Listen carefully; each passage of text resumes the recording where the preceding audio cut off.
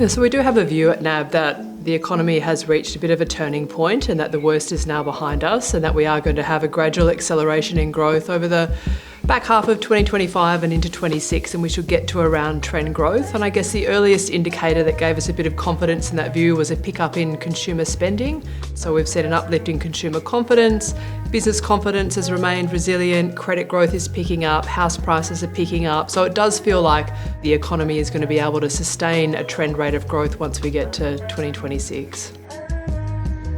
Despite all this turmoil around US trade policy and some of the shifts that we've seen in trade patterns so far this year, equity markets, particularly in the US and even here in Australia, are at or close to all-time highs. And so that's been a lovely thing if you've had exposure to those markets in your portfolio, but then the sort of downside of that is that those markets are looking expensive. That does tell us that maybe we want to be a little bit cautious about how much of the portfolio we allocate to equities. Maybe now is not the time to be wanting to build up exposure to US dollar assets, and that there are actually really good opportunities in other parts of the global equity complex that have been sort of ignored. Somewhere like Southeast Asia, really favourable because of super strong demographics. And then Japan and Europe, I think, interesting stories there. Japan equities have done pretty well in the last few years. And Europe has also been a surprise performer of late.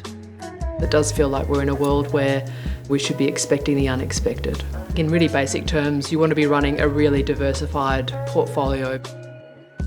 You probably want to hold a bit more inflation protection in your portfolio than you might have done before. And then that geographic diversification in equity markets, so less US, maybe a bit more Australia, some emerging markets. And you need a portfolio that is going to be sort of resilient and as shock-proof as you can possibly make it.